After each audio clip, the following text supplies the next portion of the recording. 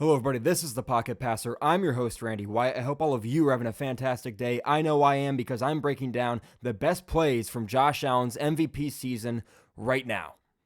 It's 3rd and 6 in the first quarter of a 6-0 ball game versus the Jaguars. Shakir is over here to start, and he motions over here. So now these linebackers bump. So that's going to show that it's zone coverage. Watch the motion, see how the linebackers bump. No one directly follows him. So that's a tell that it is zone coverage. What we got is we got man-on-man coverage over here. It's a med call for the corner over here. So man, everywhere he goes, he's locked up on this guy. And then over here, you're going to get basically a triangle of coverage between these two guys. He's going to take first to the flat. He's going to take first inside. And anyone that goes vertical to him inside is going to get delivered to the safety. And this is where I think the miscommunication happens. The Bills running with Shakir on this motion. He's going to run a little China route or a reverse whip route, whatever you want to call it. Kincaid is going to run basically a corner route. It's a weird corner route here. And what ends up happening is I think when this linebacker delivers Kincaid to the safety, he expects the safety to take him. Safety does not take him. You're going to see Kincaid finds himself wide open then on the backside. So see, first to the flat right here. This is the apex defender. He's going to go with him. Josh Hines-Allen, who's probably one of their best edge rushers, he drops off and gets into this under 3 window, trying to take away any quick throws for Josh Allen. And then he effectively becomes a spy and follows Josh Allen. It's a 3-man rush for the Jags. They don't get effective pressure. Josh Allen gets flushed out. And see here, keep your eyes on Kincaid right here. This linebacker, he's got his eyes on the quarterback. This safety, eyes on the quarterback and looking for traffic coming back this way to pick up. Instead of what I think this linebacker assumed, which was that he's passing off this vertical route to the safety. Safety takes Kincaid. Linebacker gets his eyes back to the quarterback and runs down. But that doesn't happen. No one takes Kincaid. Kincaid runs free, gets wide open in the back of the end zone for a touchdown. On this touchdown, the Jaguars are going to show single high safety look right here. One safety up here high, and then it's man coverage across the board. Now, Kincaid's going to come in motion, and no one's going to follow him, so that kind of gives a pre-snap zone tell, but all that's happening is the responsibilities are getting bumped over. So my assumption is that he was manned up on Kincaid over here. He was the cover one whole guy, so he's just going to have middle of the field try and take anything away that breaks fast inside, and then he was manned up on the running back. So when Kincaid comes in motion, everything gets bumped over. Now he's manned up on the tight end, he's manned up on the running back, and he becomes the cover one whole guy instead with the one high safety that takes anything high trying to defend the post or anything that's breaking vertically over the middle.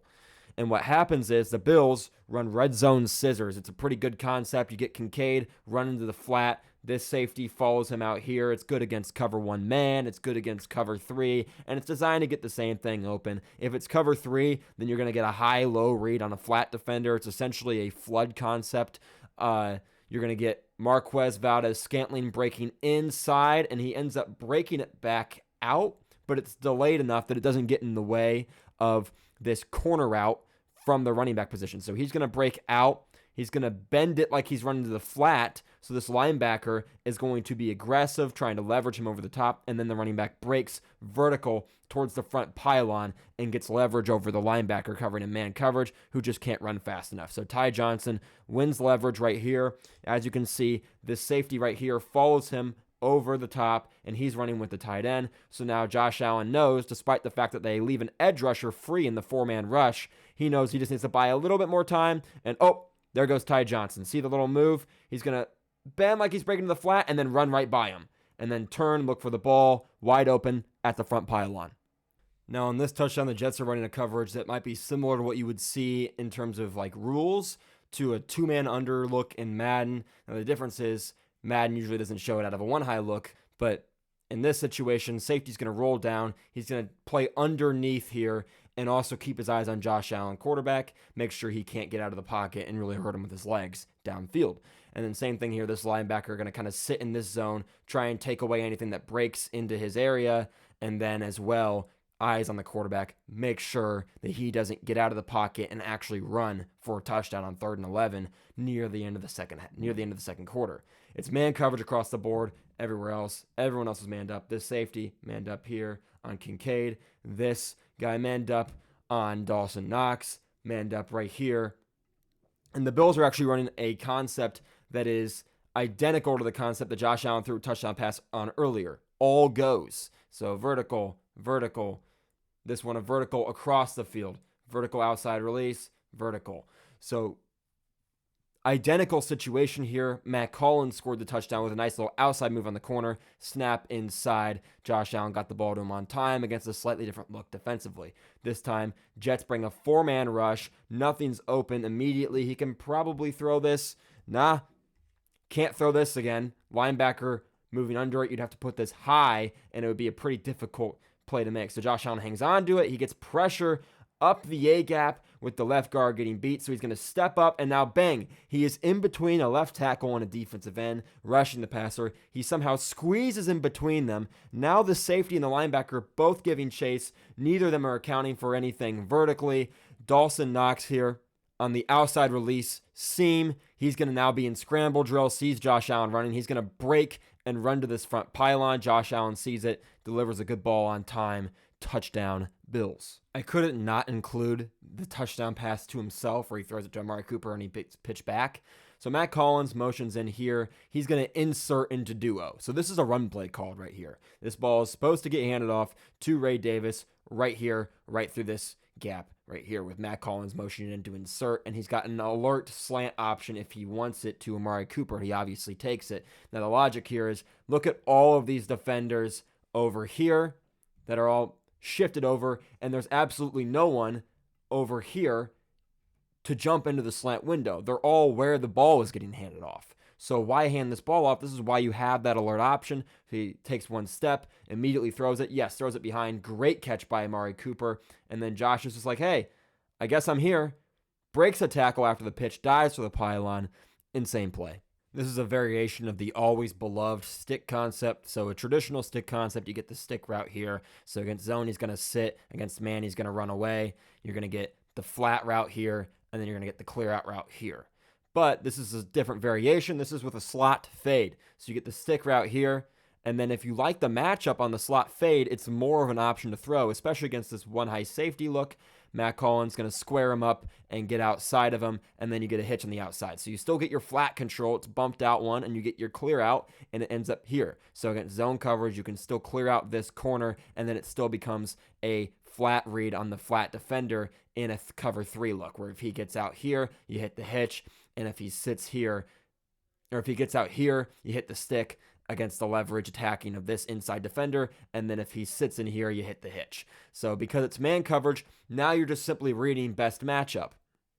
You're going to see Matt Collins runs, and Josh Allen knows with his arm talent, this defender's back is turned to him. So put this ball high and away into the end zone, and you're going to have a really good chance at a completion. It's going to be really hard to beat this. If you're the defense, safety one high is a non-factor in this. So Josh Allen makes this decision incredibly quickly. It's literally not even a full 3-step drop, kind of a buzz back, and then bang, ball's coming out. He gets it out on time. Corner, never able to get his head around. Matt Collins, good job with late hands. So look, he's not ready to catch.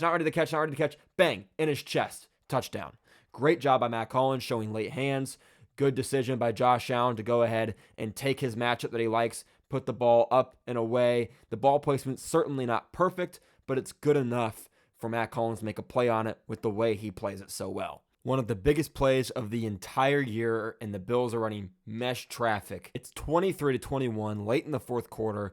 Sean McDermott knows a field goal just means that Mahomes will probably go down and score a touchdown. So we're going to go for it on 4th and 2. We get the motion out here, and the Bills run mesh traffic. They're anticipating the Chiefs to be in man coverage. They guess wrong. So drag routes here, just designed to create traffic for this guy who is presumably manned up on Shakir to have to run through traffic to get to the flat. But what happens is they pass everything off, and it ends up being this defender right here, the apex defender, that takes Shakir into the flat. Everything gets passed off. Everything gets covered. Nobody's open. Josh Allen pump fake, sits around looking. Everybody is accounted for. So now he's going to step up in the pocket, take off, pump again, find a crease, break a tackle, another one, powers way in for an insane rushing touchdown. This play by Josh Allen is sheer madness. The first place he looks, this little slant sit right here with the wheel route backside. Doesn't get open as quickly as Josh wants it to, so he comes off of it. And then he's got front side, the trip side of the play, is going to be a bounce concept. So you're going to get Shakir running a little hitch with Dawson Knox running the dig behind it, try and isolate the interior defender over the middle of the field,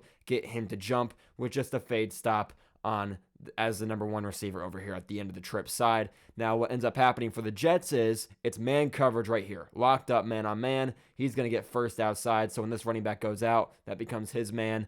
This safety looks like maybe considers helping over the top right here, but now his eyes are going to get to the quarterback and they're going to get to this backside, to this trip side, and look for anything coming across the middle of the field. So he's going to get depth and then he's going to come downhill on this dig route. Now a flag gets thrown because this dig route gets jammed.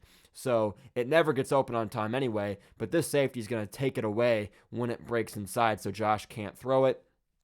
Everything gets covered nicely here, and Josh gets pressured. So right here, Josh would probably have to throw this right now if he wanted to throw it, and he's got to probably just rip this into Shakir with this linebacker playing off. He'd have to wait just a moment longer. He can probably throw the dig right now, and then if he waits just a beat longer, safety's breaking on it, not open, and he gets bumped. So the flag gets thrown. Then you're going to see Matt Collins actually gets wide open. That's the last read that Josh Allen's looking at, though. So by the time Josh gets his eyes to it, he's already pressured, can't step into the throw, and Sauce Gardner gets back underneath it. So now, keep an eye on this running back here, running this wheel route. He is going to work in scramble drill, vertically past this linebacker, open, still open over the top of the safeties, and then get all the way across the field, off the screen. Josh Allen is then going to find him on the sideline after getting all this way. And look at the running back, starting the backfield, runs a wheel, gets 40 yards down the field, and now has to work across the field. And Josh has to throw this ball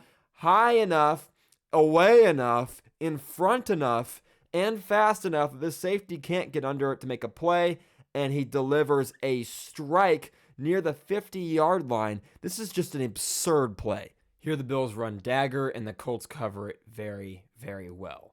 So you're going to get seam right here, kind of breaks out.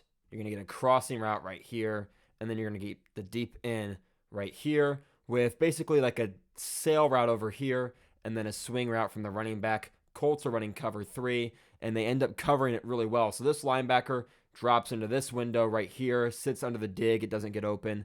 This corner right here just kind of sits here, not threatening the flat. This is the safety that plays high, so he's going to defend the post, make sure that this gets locked up. This corner ends up bailing, getting over the top of this seam as well. So this gets covered by the safety and the corner. This corner right here plays this route really well, covers this well. This linebacker runs with the running back on the swing route really well. This safety right here takes away this crossing route right here. He's playing this side, this backside vertical hook, and everything is covered very well by just the zone drops. This linebacker is able to sit in the dig window all the way and cover it super, super well. But one thing I want you to look at, when this safety turns this way to try and stack and cover the post from this receiver, if he does break into the post, it vacates all of this space because this corner has to stick with this receiver, and then there's nobody out here with 18 seconds left in the half to cover that area. So Matt Collins, this linebacker that is sitting underneath, keyword underneath of this dig window, what happens when Matt Collins then breaks this way vertically? There's nobody to account for him. Josh Allen gets pressured. He escapes the pressure and then finds Matt Collins open behind the defense, drops a dime. Matt Collins able to get back up and run out of bounds, so his clock does not expire. I've shown a lot of examples of Josh Allen throwing the ball off schedule. Here's an example of him making a really good throw and decision on time on a third down where he doesn't have to extend the play. He just lets it rip. Shakir in motion inside, gives away the man coverage. They're running basically a drive concept here with Knox, and then Shakir is going to wait, get out, and then snap back in across. You get basically a swing route from the running back, an alert fade to Matt Collins that is getting covered one-on-one by Trent McDuffie, so that's not going to get targeted, and then an alert fade with Amari Cooper to the top of the screen. So man coverage across the board for the Chiefs. What gives it away is this motion from Shakir. Corner comes inside. Now, obviously, the Chiefs can disguise it. They're just not disguising it in this situation. Safety manned up on the running back. One-on-one here with Dawson Knox, and then one-on-one here as well. So now Josh Allen has a decision to make with everything covered decently well. He's just going to say, hey, you know what? I want my one-on-one. One high safety look. Bang, bang. He's looking at it all the way. drops it in the bucket. Perfect throw. It's yet another play against the Chiefs in the regular season, and this one is ridiculous. I had to show it. The Chiefs bring 7 rushers here. They bring a heavy blitz on 2nd down and 11. They get to Josh Allen quickly, and here's the key. Najee Johnson, once again, one-on-one with Amari Cooper. He's going to run a in and go or a slant and go, and he's going to get enough room that Josh Allen's able to dump this thing in there, and he throws a perfect pass under heavy duress. Look at the pressure. All of these guys walk up and go. There's too many guys rushing for the Bills to protect. Go, go, go, go. They even bring a corner blitz off the edge right here. This safety picks up the tight end right here. It is one-on-one across the board with a crossing route right here, a whip route right here from Shakir, and then the double move.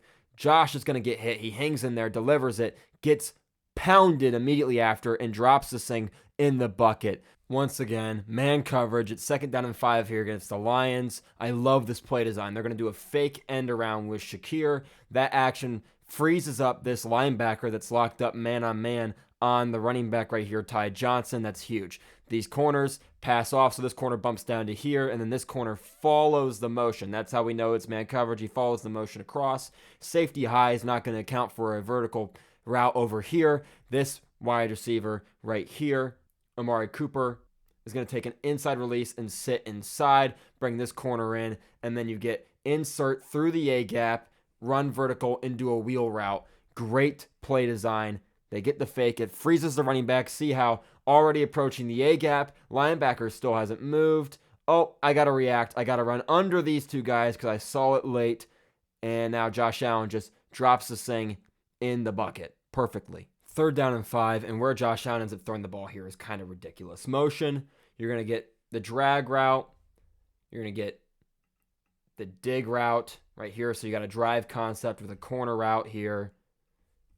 Off the motion, he's going to run like he's running a drag route as well, and then bounce back out into a whip route. You get a corner route here that gets open early. So if Josh wanted to throw this early, he could have. He's not looking there, though. He's looking front side of this 4-strong concept. Nothing gets open right away. This dig route maybe gets open at some point. Maybe he can throw this right now. He's got pressure in his face, so it's going to be hard to step into it. And with this defender sitting right here, he'd have to put the ball high, and then you risk getting it picked off by this corner. So it's kind of a tough throw to make here. This guy's got his eyes on the quarterback. If he lets this thing rip, it might get picked off by either him jumping up and grabbing it or him. So it's not as open as it looks, I don't think. And then the pressure forces Josh to roll out of the pocket. He's still looking front side, which is now over here because of these routes running over here. He's still thinking I can go here. He's buying time, and now his eyes have diverted back side. And he's looking back across the field, something you're never supposed to do. He sees right here, Ty Johnson on this linebacker. He's going to get vertical on the linebacker and find a hole in the zone. With all these defenders having their eyes on Josh, he finds space and delivers. And is it a perfect throw? No. But he's about to get decked. He's bought a bunch of time. He finally gives enough time for somebody to get open, and he lets it rip into the zone. Ty Johnson makes a great catch. This is a ridiculous play. Obviously, there's a ton of controversy, ton of debate about this award. Some people think Josh Allen should have won. Some people think Lamar should have won. The people that think Josh should have won are tearing down Lamar. People that think Lamar should have won are tearing down Josh. They're trying to defend their fan. They're trying to tear down the opposition to make them look worse. I don't love it. The way I see it, both these guys had incredible years. And Lamar's stats are objectively better, which is why I had to rethink everything I was talking about with the MVP earlier in the year. I made a video that was very stat heavy in its argument. And it was a pro Lamar argument this year and it was a pro Josh Allen argument last year. Because I thought Josh Allen's stats were better than Lamar's last year. I thought Lamar's obviously are better than Josh's this year. And because of those two things, I thought Josh should have won the MVP last year. Lamar should have won the MVP this year. The more I think about it, the more I think about what MVP is, it's not a stat award. It's just not. It's a very subjective award in its nature. Most valuable. You can't just objectively determine who's most valuable to a team. There's so many different factors. There's so many different ways you can interpret context of situations, the way the team is built personnel-wise, the way the team is built schematically, the situations each quarterback were put in. there's so many different situations. Head-to-head, obviously, Lamar played better than Josh head-to-head in the regular season, which is what matters in the MVP because the voting takes place immediately after the regular season is over. So playoff games have zero impact on MVP voting. Again, can't stress this enough. Playoffs have zero impact on MVP voting. I have been surprised with how many people don't know that, so I am going to emphasize that. It is 100% regular season. It's impossible for the playoffs to influence it because the voting happens before the first round of the playoffs takes place. As far as the argument for Josh and Lamar, let's look at the numbers. So the numbers scream Lamar Jackson, obviously. Josh Allen had 3,731 passing yards, 28 passing touchdowns, 63.6% completion percentage, 6 picks, 531 rushing yards, 12 rushing touchdowns. He had 5 total fumbles, 2 of them were lost, 14 sacks. So that's 4,200 total yards, give or take. It looks like 4,262 total yards, 40 total touchdowns, 6 interceptions. That's 8 total turnovers with the 2 fumbles lost. And he was sacked 14 times. That's a really damn good year. Really damn good year. Lamar Jackson, though, 4,172 yards, 41 touchdowns, 66% completion percentage, 4 interceptions, 915 yards rushing, 4 rushing touchdowns, 5 fumbles lost on 10 total fumbles, 23 sacks. So he had 9 total turnovers. He had 45 total touchdowns. He had over 5,000 total yards at 5,087 total yards. Really damn impressive. That is an insane season. Stat-wise, Lamar's the MVP. 800 more rushing, 800 more total yards, or damn near 800 more total yards, 5 more touchdowns, 1 more turnover, sure, but that doesn't make up for the other stuff. And he was sacked more 23 times. Context, sacks are, you can't just look at a stat number and determine what the meaning is there for Josh or Lamar. Maybe the offensive line was better. Maybe they're better at evading pressure. In Lamar's case, obviously no one's better at evading pressure, extending plays. He's also going to take more costly sacks because he thinks he can extend the play, and then he ends up taking a loss where he shouldn't have. That happens too. It balances out with the absurd plays he makes. It more than balances out in his favor. So I'm not concerned about the sack stat. I just wrote it up there for the sake of accounting for it. But it's more than just numbers, all right? And Lamar's MVP last year proved that. He had a good season, statistically. No doubt about it. But was it some earth-shattering MVP season? No, the numbers were incredibly underwhelming for an MVP winner. But he won the award due to context of the situation. His running game, it ran through him, right? He is the focal point of the offense. His receiving core, not exceptional, good, better. And we saw Lamar really, truly ascend last year as a passer. We looked at his performance last year and we said, he has taken the next step. He was already great, but he is truly elite, not just as a playmaker, but as a pure passer. He can sit in the pocket and kill you from the pocket. And he took an even bigger step this year in doing that. He's been incredible. And the addition of Derrick Henry helped open up the passing game even more, making his job easier. It's not a knock on him. But when we talk about value, when we talk about who brings more value to their team, there's no doubt about it that the Ravens missed the playoffs without Lamar. But the Bills do the same. So that argument doesn't help much. So it becomes this kind of tit for tat argument where there's not a ton of strong evidence to one person having more value than the other. You kind of have to go off of gut feeling. How do you feel one player brought value compared to the other? And in my opinion, Josh brought more value to the Ravens. Josh brought more value to the Bills purely based on the narrative surrounding the team coming into the year, which is that Stephon Diggs is gone. Josh Allen's not going to be able to have his number one threat. He doesn't have a number one wide receiver to carry him. He needs Stephon Diggs to be good. And without Stephon Diggs, he's going to fall off. The Bills are going to fall off. Their roster is worse. It's older. Matt Milano doesn't come back until midway through the year. The Bills are going to miss the playoffs. This is the Jets division, or this is the Dolphins division, whichever one it may be. And obviously injuries killed the Dolphins, and disappointment was just the Jets. So Jets did their thing. Dolphins got hurt. Tua got hurt. They can't play football without Tua. And that's that. And the Bills, regardless of the situation, ran away from the division. They were dominant all year. They were phenomenal. They were the only team that beat the Chiefs in a real game. The Chiefs had their backups in against the Broncos. It didn't matter. The only time the Chiefs tried to win, like really tried to win with their starters and didn't do so, was against the Bills in the regular season, and Josh Allen had a signature performance with a signature play on fourth down to put them over the top. Lamar had great moments. Obviously, Lamar played better against the Bills than Josh did against the Ravens in the regular season. So that comes into effect as well. But who's playing great at the end of the year? Lamar got hot. Josh slowed down a little bit, so it became way closer of a race. And it really could go either way. But in my opinion, and it truly is an opinion, there's no way to objectively determine who's more valuable. But when you look at the situation, when you look at what Josh had to work with compared to what Lamar had to work with, I think Lamar had more to work with than Josh. So Josh gets the nod, Josh gets the trophy, and that doesn't take anything away from either guy. They're both incredible players that deserve all of the respect in the world. And now they just have to go get a Lombardi to solidify their legacy. They both got MVPs. They're both deserving of the MVPs they have. Josh's MVP is not a Mickey Mouse MVP. It could be voter fatigue. I don't believe it's voter fatigue. I think these voters took into account the context of the season, the context of the expectations of the teams and the players, and they said, yeah, Lamar exceeded his expectations. But Josh broke the glass ceiling, shattered it, and skyrocketed anything we could have reasonably expected him to do, considering what he had around him. No wide receiver one, question marks about what the offense was really going to be built around, what their identity was going to be. They leaned on the run game. They let Josh save him on third and longs time and time again. They let Josh play hero ball when he needed to instead of all of the time, so his turnovers went down. He became more efficient, and he just had an all-around incredible season. So respect to both these guys. Whichever one you think should have won the MVP, as long as you're able to make a good argument, I'm good with it. They were both great. And if you want to lean on stats, I can't hate you, especially considering how well they both played and the fact that Lamar did have